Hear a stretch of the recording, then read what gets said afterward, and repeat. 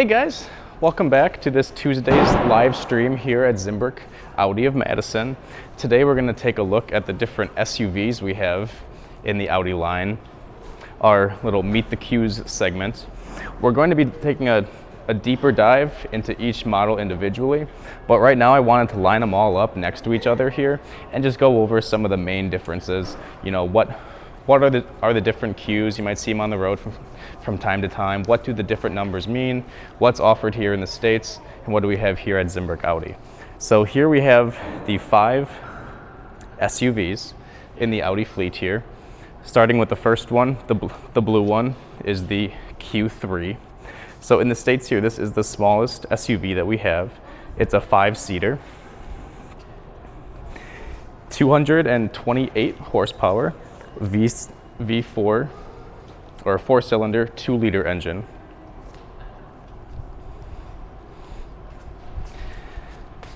It's kind of like a glorified sedan, in my opinion. It rides a little bit taller, but it's very compact, very sporty, agile.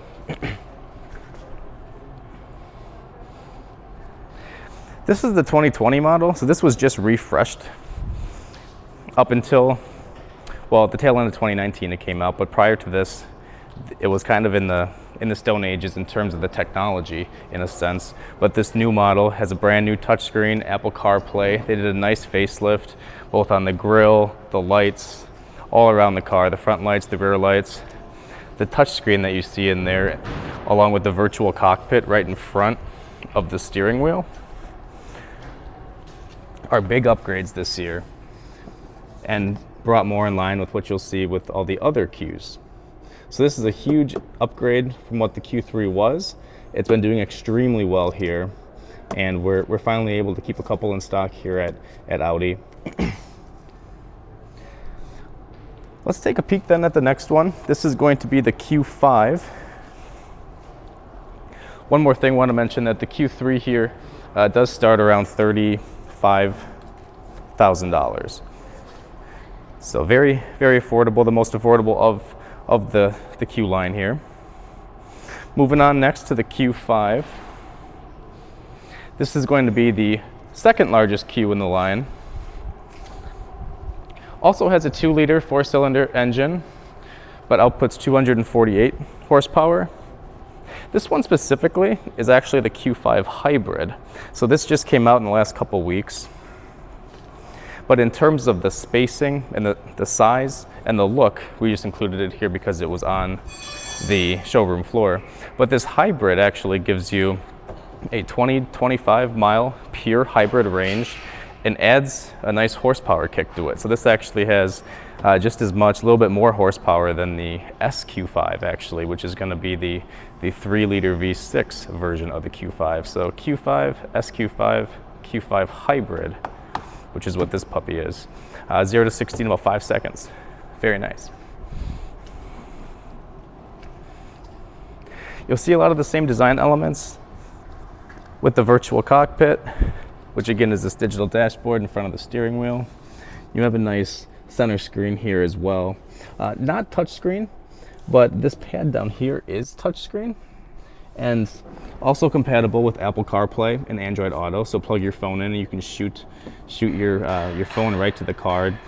All your music applications, navigation applications. There is a nice wireless charger right here. Put your phone on there and it'll charge it right up for you.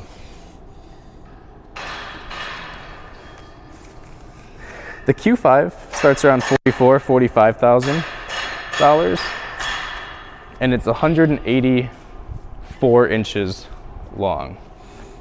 So the Q3 is 176 inches long. The Q5 is 184 inches long. So about a 9-inch increase in the Q5 versus the 3.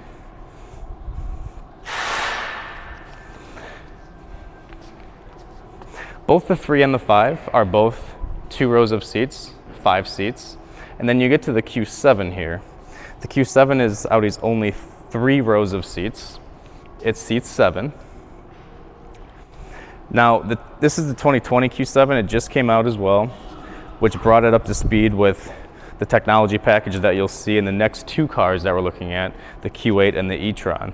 So this Q7 has the new dual touchscreen media interface here, where this bottom screen is going to control all of your climate control, comfort, heated seats, ventilated seats. The top screen does basically everything else that you'd expect. You have your navigation, all your settings, and then of course the virtual cockpit here in front of the steering wheel, which you are able to put your navigation on, chip computer, phone, radio. The Q7 you have the option to get in a 2-liter or a 3-liter engine. So if you do a lot of towing or need that extra power, is of course available in the 3-liter V6. However, if you're looking to save a little money and you're not towing a lot of heavy boats and whatnot, you can save a nice chunk of change by going down to that 2-liter 4-cylinder turbo. Of course, all of these SUVs are quattro all-wheel drive. The Q7 starts around $55,000 and goes up depending on the engine size, the trim level, all the bells, all the whistles. So the 2-liter has 248 horsepower, just like the Q5, and then the 3-liter engine is going to give you that 335 horsepower. And the Q7 is about 12, 13 inches longer than the Q5 there. So Q3, Q5, Q7. Q7 is the longest SUV and the only 7-seater.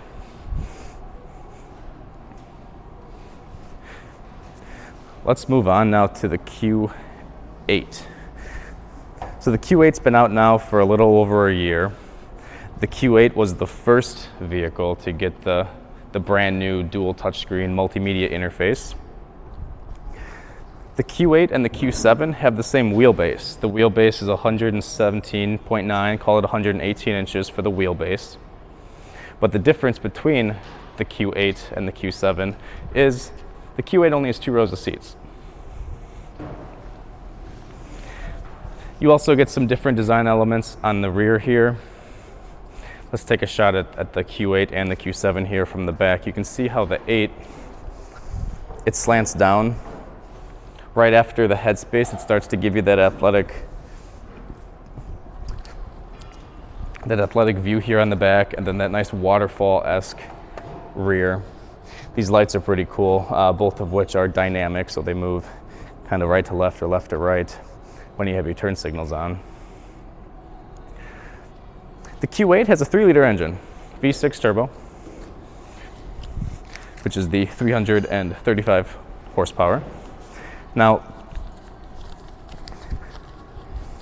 looking inside, you do get the frameless windows here as opposed to the framed windows on the door, but you're going to see the same now interface that you'll see with the Q7. So up until the new 2020 Q7 came out, the Q8 was the granddaddy, had everything. It had the brand new dual touchscreen technology here. I'll turn this on for you so you can see what I'm talking about here. With the 360-degree camera where you can look all around the car. My door's open here, so we're not getting that field of vision. But the Q8 had it all up until recently when the new 2020 Q7 came out, which is going to give you a lot of the same features, functions, the same look, the same tech package that the Q8 has. So it's pretty cool. So now if you want all the new tech, but you don't need, but you also want a 3rd row of seats, you can get that now in the new 2020 Q7. Otherwise, as you can see here, the Q8 has 2 rows of seats. Both of the rows are going to give you more space than the Q7.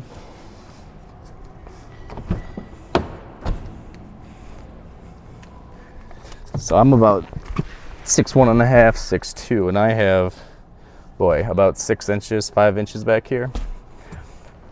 There is a panoramic sunroof, of course, that goes back. You'll find this in all of the SUVs. Just open it up here. It's all automatic to see how that works. You do get nice touch screen here in the back, the 4-zone climate control, heated seats. But a ton of space, This is the car that you definitely want to take across country.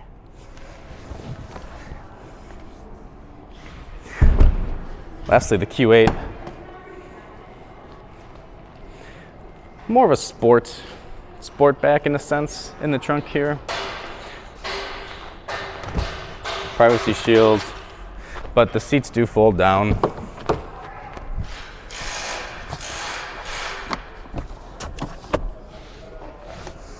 All the way. And then the back space here is solely the trunk. Let's take a look back here at the Q7. I wanted to show you one more thing. Looking inside of the 7.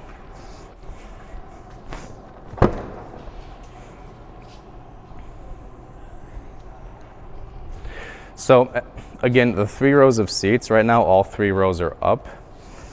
There are electronic buttons here to control the 3rd row of seats. You have the same set of buttons in the 2nd row, so depending on where you are, you can access this 3rd row. But with the 3rd row down, you can see that there's some nice storage. The 2nd row also folds down, and it folds flat. So if you need it, you can put both rows down, have a tremendous open area, store whatever you need, you know, big screen TVs, luggage, all the like. And then it's as easy as just holding the button to get those seats back up. So the 3rd row is a little cramped. You could fit a couple adults back there with the 2nd row up. It's not unrealistic. It's probably not going to happen too much for you, but you could comfortably carry 7 adults in here. Most likely throw a couple kids back there, or what most people do is they have that 3rd row down when they're not using it, just for some extra storage. So with the 3rd row up, there's going to be a lot less storage than the Q8. So similar yet different, better and worse in different ways depending on your goals, your lifestyle, what you use it for. But now the tech package is the same in the Q7 and Q8, so kind of cool. And then lastly, we have the e-tron. This is the magic carpet of Audi. The fully electric e-tron. 204-mile range, a 95 kilowatt hour battery. You can charge this thing on a level 3 fast charger from 0 to 80% in about 30 minutes. On a level 2 charger, which is what people put in their house, gives you a full charge in about 8 or 9 hours. So as long as you make it home each night, plug this puppy in. I'll show you over here how you plug it in. There's a button right here. You press, it's going to automatically open the gate, and you plug right in here. Use ChargePoint. There's many different charging applications, especially for the home applications that you can buy. You pull this flap down here to get to the extra level 3 adapter. So if you're on the highway or you pull up to a charging station that has that level 3, that 30-minute charge, that's how you get to that extra adapter. Otherwise, this is a level 2. And I'll show you in the front here, because there's no engine. Well, there's no normal engine. It's an electric engine. In the front is where they store the charging cords. So depending on what type of power you have access to, this here plugs into the car.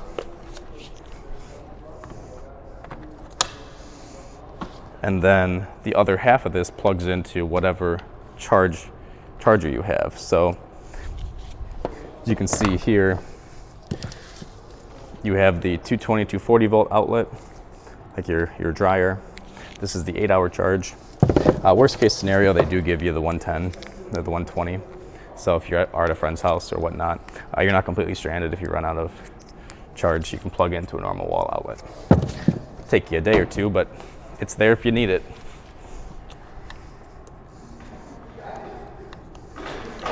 Disengage that.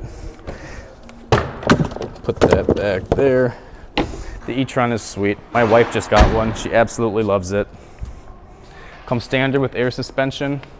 It is 2 rows of seats, so 5 seats, just like the Q3, the Q5, and the Q8.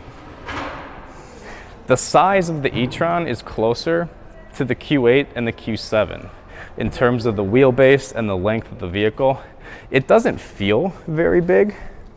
This seat is like all the way back right now, but as you can see on your side, there's a decent amount of space here. And the seats are extremely comfortable. You have the same touchscreen back here that you saw in the Q8 and Q7. The huge difference is that this is fully electric. So there is no battery or there is no engine aspect. It's over 400 horsepower,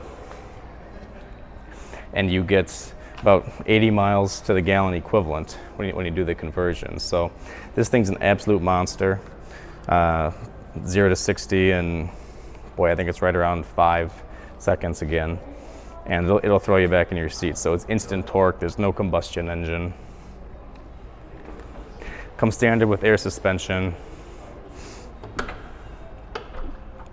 You also get the cool dynamic turn signals, and depending on the trim level, you get these lights do nice animations when you get welcome to the vehicle and exit the vehicle.